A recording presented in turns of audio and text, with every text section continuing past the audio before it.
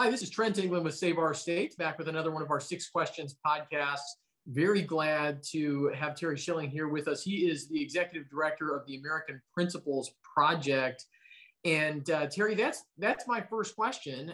You're somewhat small and somewhat new group, at least compared to some of the Heritage Foundations and Cato Institutes and folks like that. Tell people what is American Principles Project? Well, thanks so much for having me, Trent. I'm really excited to have this discussion. The simplest way to explain what APP does is we are the NRA for families. And what I mean by that is we organize the same way that the NRA organizes gun owners in politics to protect the Second Amendment.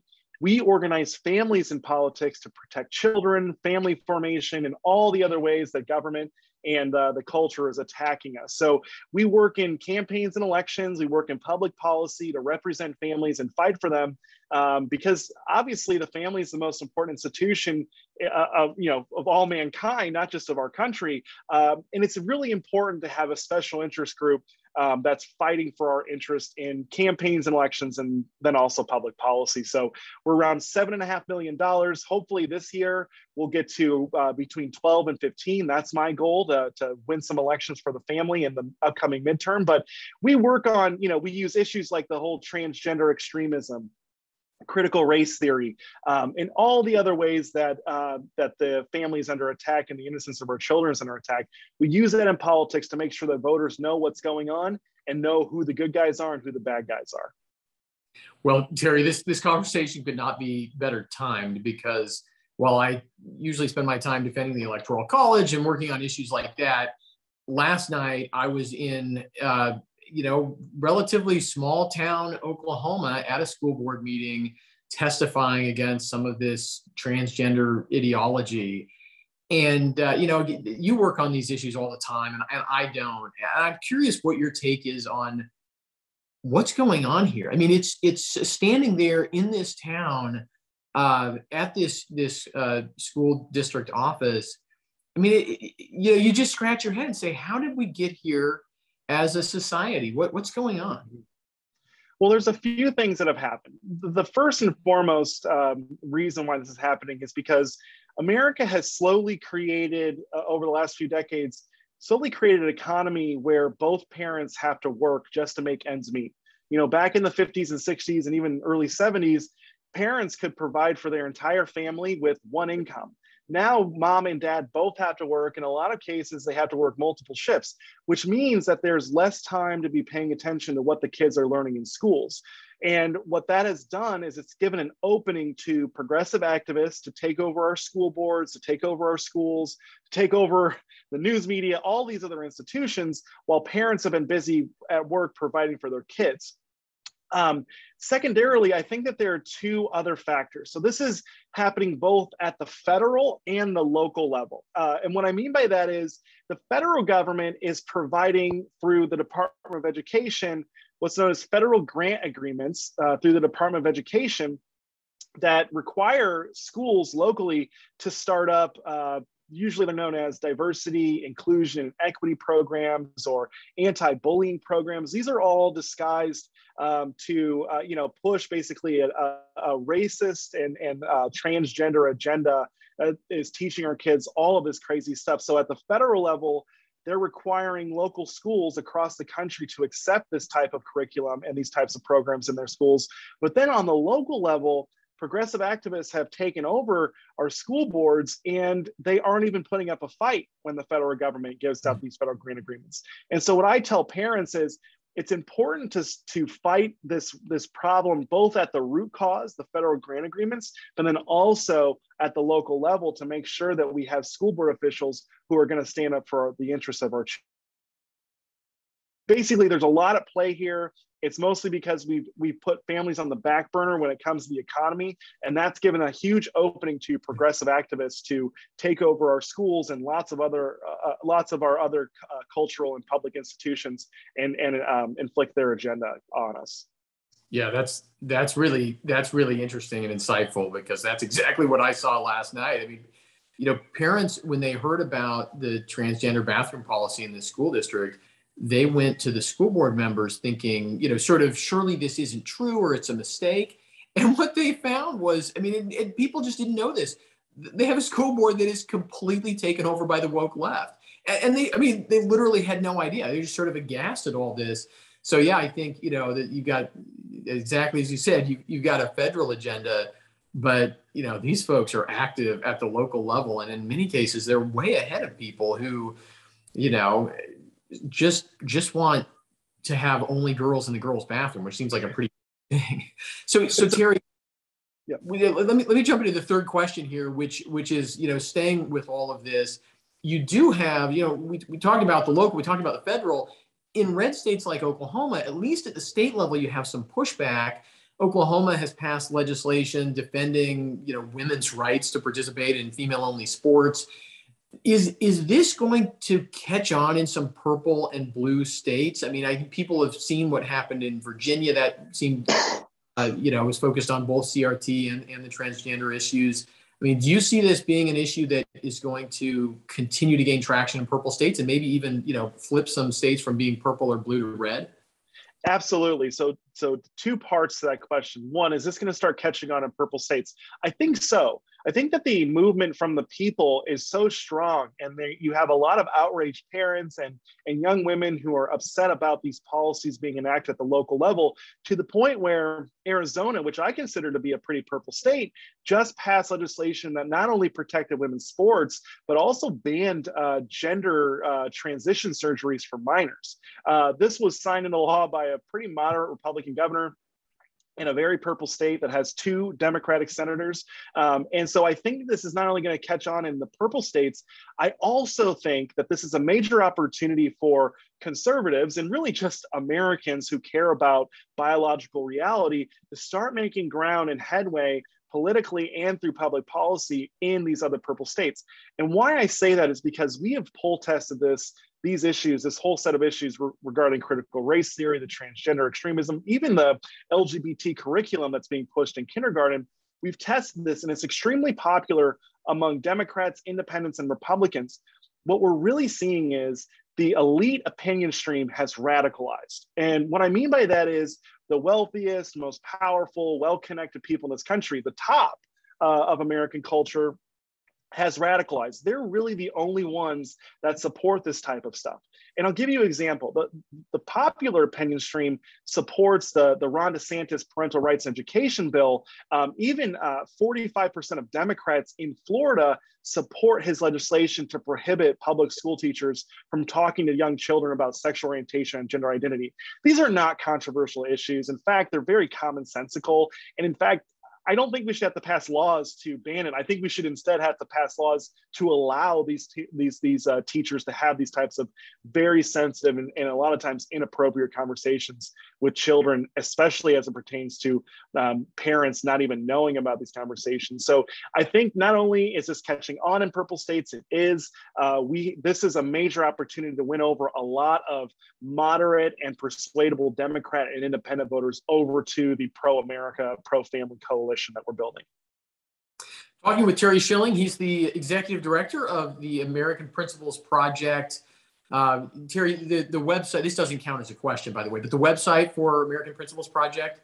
It's real simple. It's AmericanPrinciplesProject.org. You can find out about all of our work there, or you can join our membership organization. So it's called the Big Family. You got big pharma, big oil, big tobacco. We're building Big Family to make the family most important special interest group, but that's just savethefamily.app. Perfect, savethefamily.app. So Terry, question number 4, you mentioned the radicalization of elites on some of these other issues, but one thing that I've certainly noticed in my lifetime is the transformation of the language and I guess the agenda that the left has when it comes to abortion. And I think you see this paralleled in American history in the first half of the 19th century, where we went from, at the time of the American founding, where slavery was this thing that was evil and should go extinct, but it was necessary, and nobody would really defend slavery as being good. They just would defend it as being a reality that had to be dealt with. Like saying, like Bill Clinton saying abortion should be safe, legal, and rare. And today, I mean, you get the left, I mean, talking about abortion as being a good thing. I mean, it's it's just wild and bizarre, seems totally beyond the mainstream. But what do you think has caused that change on the left? And do you think that that will engender the same kind of pushback and sort of revive conservatives' willingness to engage in the pro-life issue? Well, ultimately, I think that the reason that the left is radicalizing on abortion to where you're having elected Democratic governors endorse abortion even after birth, right? Infanticide. The reason that they're radicalizing is because I think they get the sense that they're losing this issue. And when you start to feel like you're losing and that it's inevitable that you're going to lose a fight or a race or campaign, you get very desperate and you start flailing. And I think what we're dealing with is some flailing here from the left. The other thing is, I like your reference to slavery. And while I think that abortion and slavery are obviously much different institutions, I do think they are peculiar to the American experiment. Both obviously infringe on the rights of Americans at different stages and for different reasons. But I really think that part of the reason that the left has made so much traction on abortion and why we haven't been able to overturn it is because they've changed the language around abortion, right? It's pro-choice. It's not pro-abortion, where, when we were fighting slavery, you were either with the abolitionist crowd and wanted to eliminate slavery, or you were with the pro-slavery crowd. And, to put in comparison, calling people who support abortion in this country pro-choice would be kind of like calling people who supported slavery pro-property rights. It's not fair. It's not honest. It hides the truth. And the fact of the matter is that slavery was an affront to human rights, and abortion is the complete elimination of human rights for an entire class of American citizens. And so I think that the more that Americans see the truth and reality about abortion, just like we saw the truth and reality about slavery, the more Americans will reject it. So I think that they're flailing right now. I think that they see the writing on the wall. They know that they're losing, that their time is running out, and that's why they're getting so extreme. So Terry, I could not agree more with that. Terry, question number 5. We're not just seeing our culture under attack. We're seeing our whole constitutional structure of government. How is that intertwined with the family, and how important is it to defend our constitutional structure of government in order to make sure that we can defend the family, and really vice versa? So the family, I mean, it's such a cliche. It's been repeated ad nauseum. The family is the most important institution. The family is the bulwark for freedom. All of that. It's been repeated so much. It's just conventional wisdom. But we did a study in 2019. We looked at how family structures impact ideology, political stances, and also voting behavior. The results of family and the impact that family formation has on a host of social outcomes is very obvious, right? Children raised in a loving home with two of their parents do much better than children raised in an unmarried home without both parents. So we wanted to take a look at how these structures impact voting behavior. And what we found is that the kids that were raised in married households that go to church on Sunday, that have, a loving household with two parents involved, they tend to know more about America. They tend to respect what America stands for. They have a greater understanding of freedom. They have a bigger appetite for allowing for more freedom and dissent. And the children who were raised in never married or cohabitating households, they tended to prefer not just the Democratic Party, but radical forms of socialism, like socialized medicine and a host of other issues like abortion and transgender surgeries for minors and all of that. And so I think that ultimately what the family does is it raises the next generation of Americans. And when you do that in a loving household with both parents present, it not only strengthens the children, it strengthens the mother and father as well. The chairman of our board, Sean Filer, he refers to this all as the crucible of the family. And what he means by that, I think, is that when you get married, that's the first time in your life when you're responsible for another human being, right? Where you have to take care of someone else, where you have to cater to their needs and protect them. And then when you have your child for the first time, it's like that on steroids. And when you aren't getting married, when you aren't having a family, when you aren't having children, you don't really have as much of an investment in the future. So you tend not to care as much about the national debt, about too much spending, about infringements on our freedom, because you're not living for anyone else, you're living for yourself. And so there are a lot of reasons for why I think the family is a bulwark for freedom and the American experiment, and ultimately the Constitution or our rights. But ultimately, I think it comes down to this crucible, the family concept, where it forces you to really evaluate what you're on this earth for and what your priorities are. Yeah, no, that's that as a husband and a father of three, that makes a lot of sense to me. So Terry, our last question is always the same on our Six Questions podcast. Who is your favorite founding father and why? That's an easy one. It's George Washington. I think that George Washington was the penultimate American. He not only served his country, not only loved his country, he kept serving his country. He kept loving his country. He set an example for all of us. He was given power. I mean, he was given the keys to the kingdom, right? He was offered everything, fame and glory, and basically to be the king of America. And instead of accepting that, he turned it over to the people. And for that, I think he deserves a lot of credit. He was a great man. He was a strong man. There's a really funny story about Governor Morris from Maryland. And the story goes like this. Essentially, George Washington had a very big reputation. He was a stoic man. He was a strong man, and he was very principled. And he had worked these out. His private virtues were just as strong as his public virtues.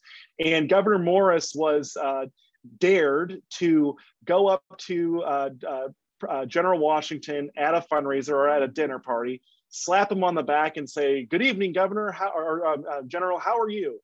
And he did this. He didn't realize what a big deal it was. Well, when he slapped him on the back, Morris wrote a letter to a colleague who doubted the story. And he said that Washington turned to him and gave him a look that made him feel like dying. It was the worst look he ever had. And he later wrote about it. He said, "I won the bet, but I paid a dear price for it." And so when I think of my favorite founding father, it's most definitely George Washington. He really loved this country. He didn't want the keys to the kingdom. He wanted to turn it over to the people. He was a populist. And he lived a life of public and private virtue that I think is unmatched to anyone. And I think that we should really do more of a better job looking up to him and looking to his example for how to live our private lives and also how to be active and engaged in politics. Absolutely. He was tested and he passed the test. Terry Schilling, Executive Director of the American Principles Project. Thank you so much for the work that you do. And thank you for being with me on our Six Questions podcast. One more time, share your the different ways people can be connected with you and what you do. Yeah, so you can check me out on all the social media platforms, Instagram, Twitter, all of that at Schilling1776, or you can check out our website at AmericanPrinciplesProject.org. So I really appreciate talking with you, Trent. This has been a really fun discussion, and I really appreciate you having me on. Yeah, thanks so much. Thank you.